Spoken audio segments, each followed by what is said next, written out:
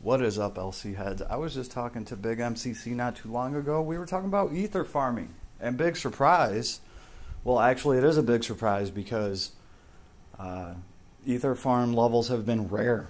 Like, really rare, to the point where, for a while there, I completely forgot that we even had anything like that. But Big MCC did remind me they have been dropping, you know, these levels. And I did kind of recall, I was like, yeah, that's right.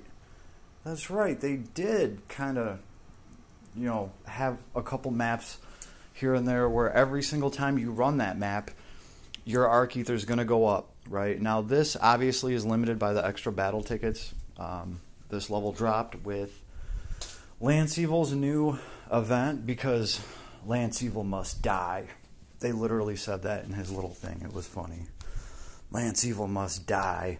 So, this is the extra battle, right? And you're not really farming much here other than Ether. But hey, no complaint there. Ether is effing awesome.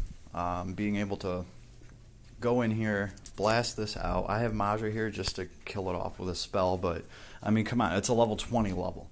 You're going to be able to go through here with anything, just spam the shit out of it. And let's look at our arcs. Let's look at our arcs. I do have some plans here.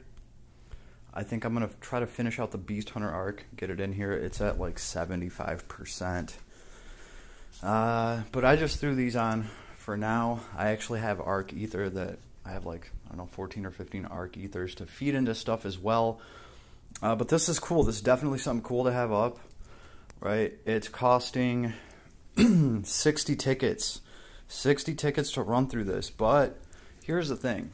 If we look at the actual trade, the exchange for this event, and obviously I equipped characters that gave me more event points per run, so it's easier to get these orbs and all the rewards. I checked for an item. I didn't see any item that they're giving us as a reward in this, and sometimes there's items hidden in here. I didn't see anything like that though. And in the trading space, I think there's a sword and there's an armor that you can get to, you know, put on Lance if you want right now. If you don't have his paid stuff, which I wouldn't blame you for not having it all. But there is extra battle tickets in here, yo. They only cost 10 of these coins, right?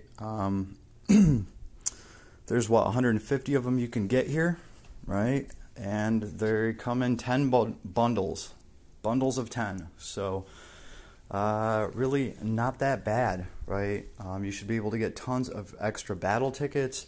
At least enough to feed a few ethers that you have laying around, or maybe you just rolled an account, right? So being able to get some ethers off and get some awesome items right off rip, or make a good dent in farming those items, can be a big deal and can help an account progress. Like, for instance, the Trisla gun. All right, we might as well like quickly go over some arcs to work on, because I'll be honest with you guys, I just threw some arcs in there and I was like, wow, this is a really powerful arc. I'm sure it has something good on it type deal, but I probably myself should go through here and actually look at the stuff that I have to potentially grind out. Yeah, I did want the Dimension Wand. This thing, very awesome stuff. So that's why I have that in the party right now. It's at 12%. Obviously, UR arcs are probably going to be some of the first things that are potentially going to have an Arc Ether reward that's really, really good, like 7-star items, stuff like that, like the Godwalking ring here, which I actually might want this thing now, just to put on Maja. Just to put on Maja, because his light damage is off the chain right now. Oh, look at that. We are 4.4 away from the Ring of Wisdom. I wouldn't mind having the Ring of Wisdom. Oh, that's right. This thing has auto revive on it. Definitely worth it. So I'm probably going to try to cap that one off. That's what I should be doing right now.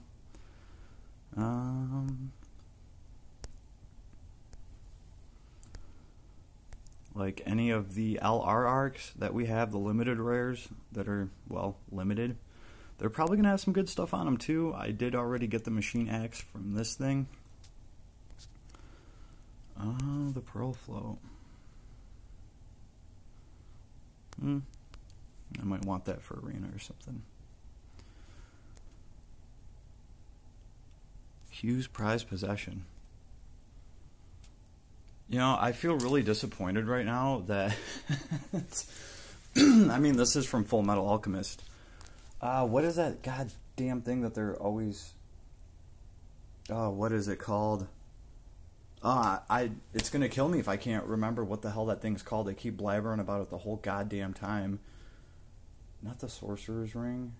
It's gonna come back to me later. It's from Full Metal Alchemist. It's that damn thing that Edward's always trying to get at the very beginning, where it's gonna increase his power and let him actually bring his parents back to life. Why can't I think of it off the top of my head? Anyway, that's what should have been the Ether reward, just IMO. Recover HP MP 5% for 5 seconds of SCT for all skills. Wow, that is pretty cool. The Philosopher's Stone. Oh, for fuck's sake. Yeah, the Philosopher's Stone. I was talking about the Philosopher's Stone. Oh, man. Yeah, it would have been cool if this was just the Philosopher's Stone instead of Hugh's prized possession. But, yeah, still pretty cool. Still pretty cool stuff. The wrench.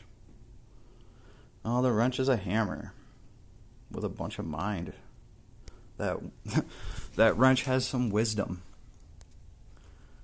The Statue of Might. I did want this thing. That's right. For physical attack characters, this not only gives you a good amount of strength on an accessory, it also lets you take your intelligence, which most physical attackers are just completely throwing away. It's a throwaway stat. They're not doing anything with it. Well, this lets you subtract 5% from your intelligence. So let's just say your intelligence is 1,000. You get 5% of that times 3 added to your strength. So that's pretty cool. It's like an extra, 150 plus the 71. So it's, this thing's going to give you like 221 strength off of an accessory slot. 221 strength, some poison resist, stun resist, very nice with the stun resist. That's worth something. And it's going to give you some earth resistance, 10.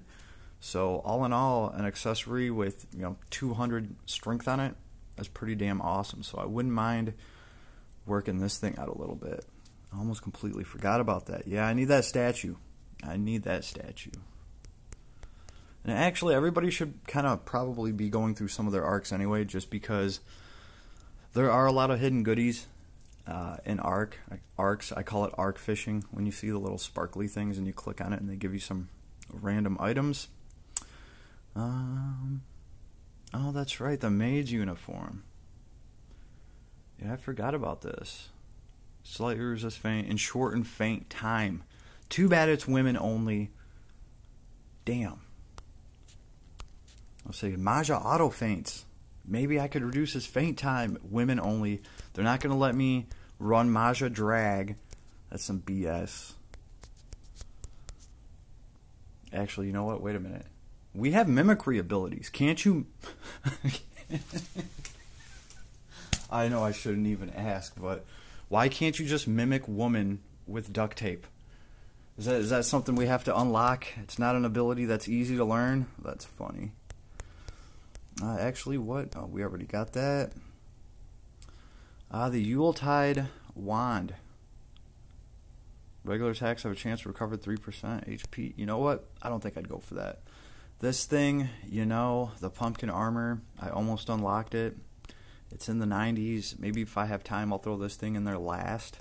What is this? Rem's Headband. This is like a damn must. This is a must for a lot of builds, or at least it used to be. Especially for non-attribute, physical attacks. Because not only are you doing 10% more, you're taking 10% less, which is really, really awesome. Combine that with the Dragon's Blessing or whatever it's called, and, that's minus 20% of the damage that you're taking. That's pretty awesome. So might have to work on that. Actually, what was that thing I was just talking about where it's giving you minus 10% damage taken? How did we get past that arc? Oh, I'm talking about the Storm Dragon arc. For some reason, I didn't think this thing was an SSR arc, and somehow that we missed it. I thought maybe this was a UR, or an LR, a limited rare. That's right, this thing has this sword. Oh man, strength plus 15% is awesome to somebody with a super high base strength to get that 15% off of. 78%, not bad, not bad. Okay.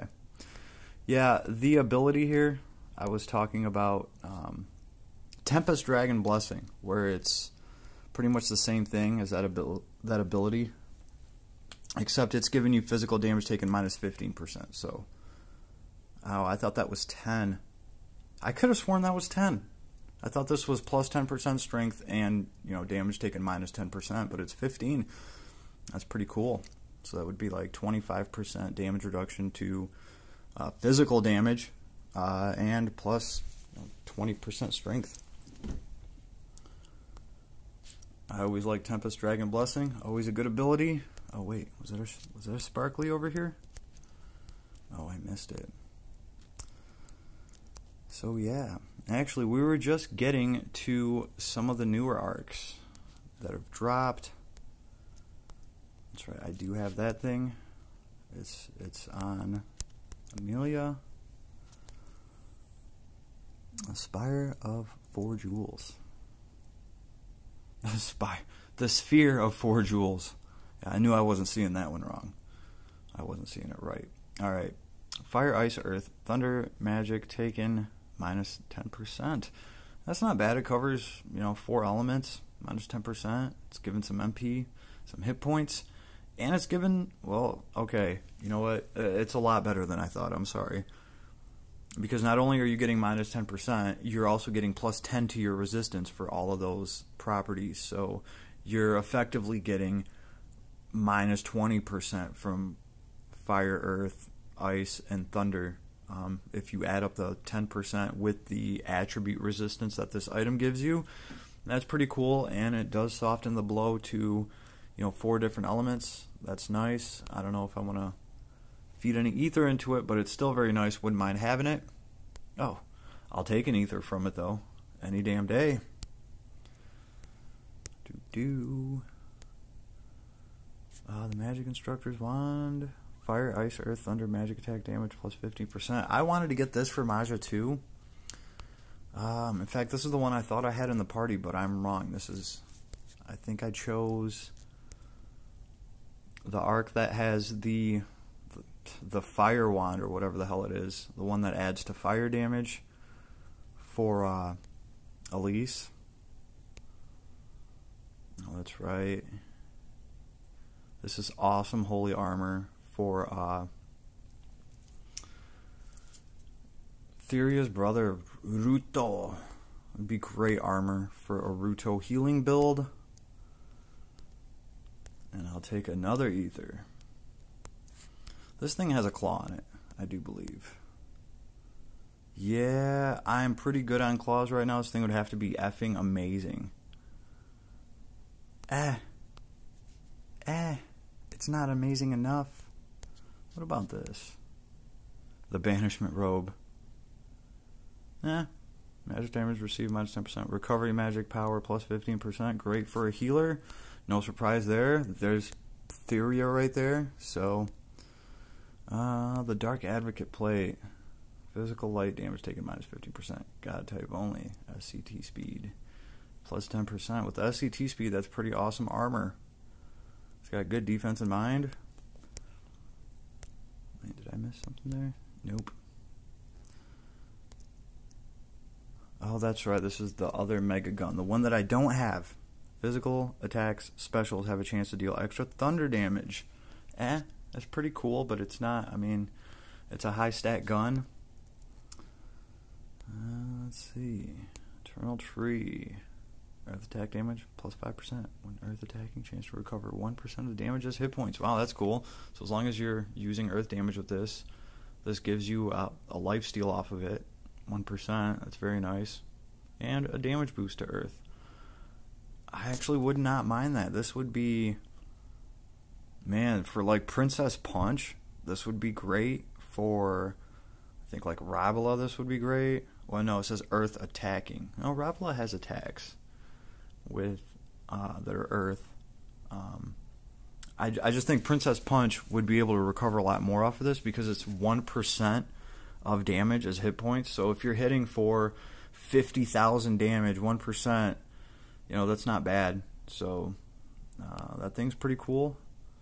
I might, yeah, this wasn't Princess Punch's, one of her arcs. This was Lilibet, the damn, there she is. Okay, and this was Elise's arc, I believe.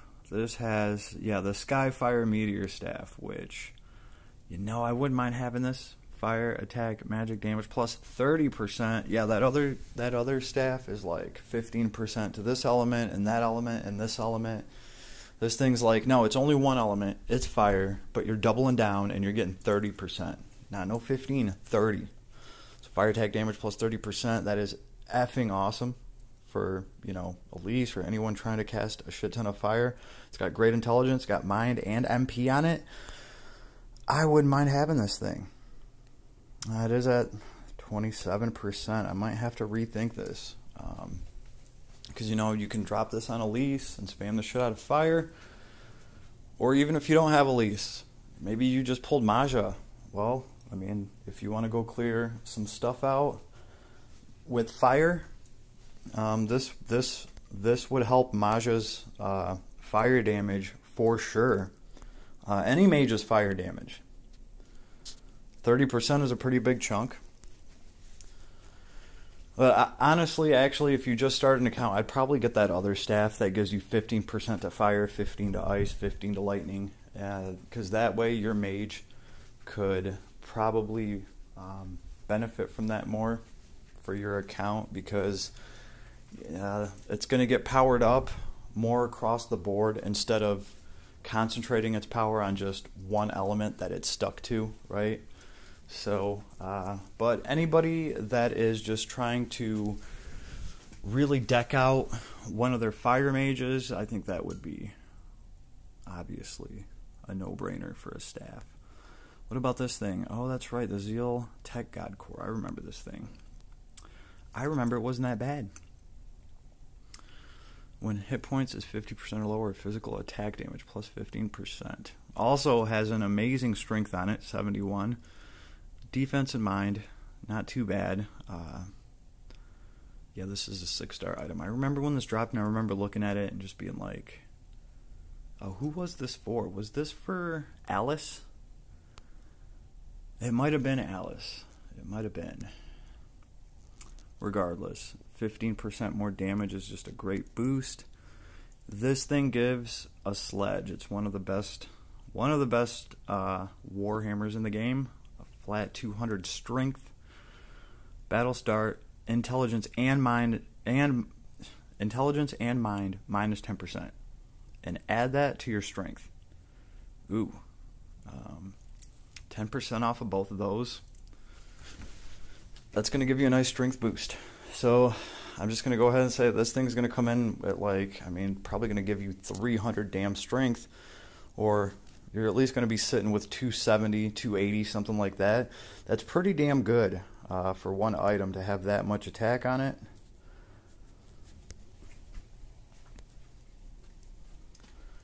The Sinister Jinhitu. Ah, it's women only. Oh, that's right. I thought it did something else. Okay. Enemy defeating the unit takes plus 20% damage for 2 random basic status. And 2 random basic status elements. You know, I've always thought that this thing could be very useful to run to a boss and put this on somebody that dies kind of quick, and then the boss takes a major debuff after killing that person, where it's going to take 20% more damage, which is just effing huge, right? Because that's non-discriminatory damage. That is just plus 20% to damage. Doesn't matter if it's magic. Doesn't matter if it's physical. Any kind of attack that's getting thrown at this boss now, or whatever killed this poor woman, it's going to take 20% damage. So that is a very, very awesome debuff. The thing is just getting it to proc.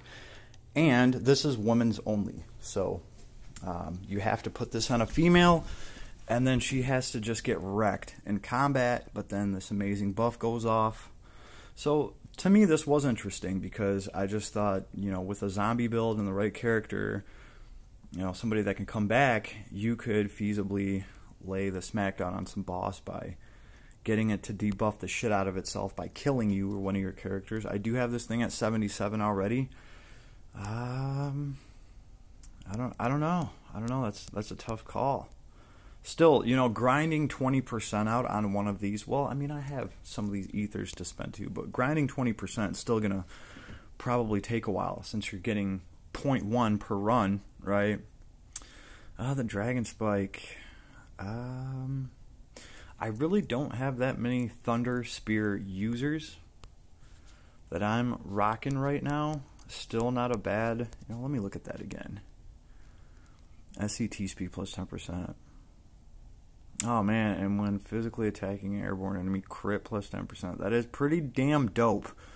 SCT speed 10% and a crit 10% when something's in the air, that is pretty damn dope.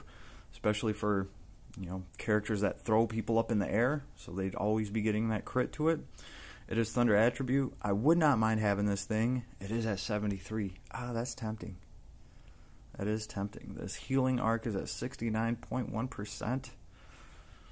The Aqua Mirage attire.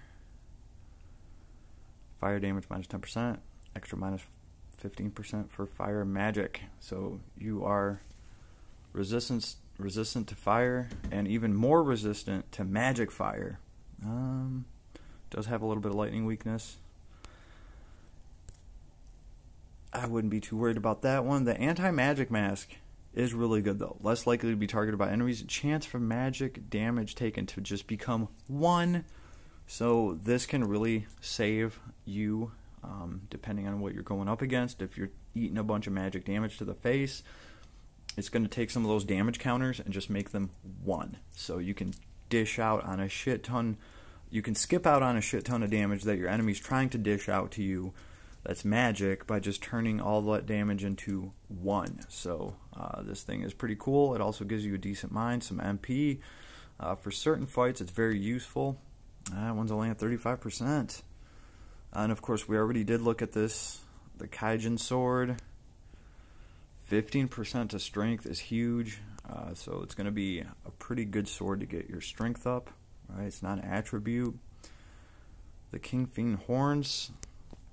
This is a good spear to get, really, just because it has a chance to half the enemy's defense or attribute resistance and do damage. And usually, you're really praying for that attribute resistance because this is a dark attribute weapon. So you can give this somebody that's dark, that's locked into dark, and once in a while, some damage will get through that that halves their attribute resistance and more of your damage gets through. So I was running the what was that damn level called? The one with the ogre. I was running the ogre earlier and all the birds, and I think with Sheeta, this is the only reason why any of my damage was getting through at all, because eventually I would score some hits that would half the enemy's attribute resistance, which was like 95%, right? So then it's at least getting half to like, I don't know, like, you know, 58% or something stupid, right? But at least it's not counting the full 95% of the resistance. And then some of my damage was getting through. I honestly think if it wasn't for that, I would have never had a chance. Actually, you know what? I don't think I completed it with Sheeta. So Sheeta still has some work to do, but the only reason he's getting some damage through right now is because of this this spear that he has equipped. So not a bad item to have there. The big ones that I'm like the number one item I'm going to recommend is going to be the Trisla gun. I'm just going to tell you guys right now, it's just that big of a deal. If you can get the Trisla gun, you should get it. Mithril Relief, this is another great accessory for non-elemental. Oh no, it's a sword. When a sword's equipped, boost movement speed and skill damage plus 10%. That is just awesome. And we do use swords all over the place. I have this thing almost at 50%. So yeah, you guys can work on whatever you want. Caladina. This is what I would work on first. Of course, mine's at 100%. The Covert Gun Trisla. I'm sure you've seen people talk about this thing all over the place because it is that good. If the damage is originally reduced due to the enemy's attribute resistance, ignore the attribute resistance. So effectively, any element becomes unblockable with attribute resistance. So this is just a must. And actually, I remember they dropped some kind of fight where the enemy had 150 resistance to everything. And one of the only ways back then to get through that easily was just with the Trisla gun. Like if you had the Trisla gun, one of your characters at a high level, you know, with like 70 or 80 SC on them, you know, they could clear that damn boss fight. It was a giant bird too. You could clear it with, you know, a strong character if they had the Trisla gun. Man, if you didn't have that Trisla gun, you better have a shit ton of neutral damage to bring to that fight. And I remember I couldn't even beat that thing right when it first dropped. I actually had to wait till I got the Covert Gun. So that is how big of a deal this thing is. Something else I would consider the pirate ship. The pirate ship. This one's going into it's going into that farming party for sure. The Bangle of the Master Thief. Chance to obtain an item upon defeating an enemy. So this is a big deal. It is a great farming item. I can't wait to unlock it. It's going into the party. Definitely. This thing is at 75%. So, you know, other than that, it's going to be honorable mentions from here on out. Let's see, what does this thing have? Oh, the Fire Claw. Of course, this was the Fire Trolls. Skill damage 15%. So yeah, best of luck to everybody. I honestly, I think that if you play this out to the max. Actually, let's see how long this event's open before I say anything with that. Okay, so we got 13 days in here. You got 13 days. You're going to be able to get a lot of these tickets. I don't know. I don't know if you're going to be able to fill up an arc from 0% all the way to 100% if you just ran the shit out of it. I don't know. But regardless, you should be able to get some good percent on your arcs, right? Any arcs you want. And along the way, of course, you will be getting some trading spot stuff. And of course, there's mission rewards to get too, right? So why not? Why not have a go at it and get some good stuff along the way? So best of luck to everybody out there running this thing. It's just kind of funny. Me and Big MCC were just talking about this, and I was trying to remember it in my mind. Like, yeah, it has been a long time, hasn't it? I don't recall when the last time it was. And yeah, here it is. Here it is. Like a week later, boom, they drop it. So very cool. Very cool. About the coolest thing about this Lance Evil event, personally, I did get a good laugh out of the event animation where he said Lance Evil must die. I was like, oh, that sucks. Lance Evil knows how much he sucks as a character. Oh, goodness. Because realistically, I mean, Lance Evil did have to die. He did need to die. In fact, they should have changed his name. Oh, never mind. It's an old Lions joke. Like, the Lions are never going to win again unless they change their name, because no matter what they do, they'll still be the Lions ever since they lost Barry. Anyway. Yeah, it's kind of one of those things. To me, that's kind of like Last Cloudia admitting, like, yes, we know this guy sucked, so we're going to have to see what they did with him. I have not ran Lance Evil yet. And I don't want to judge him before I actually get a chance to run him. He could have some cool synergy in his kit and stuff like that. So we will have to see, but have not managed to get him yet, and I'm not exactly stressing over it. He is Lance Evil. I don't know. Leave me a comment if you got him and he's absolutely effing awesome and I just don't know about it. Leave me a comment. Let me know. Later, everybody. Hope you enjoyed.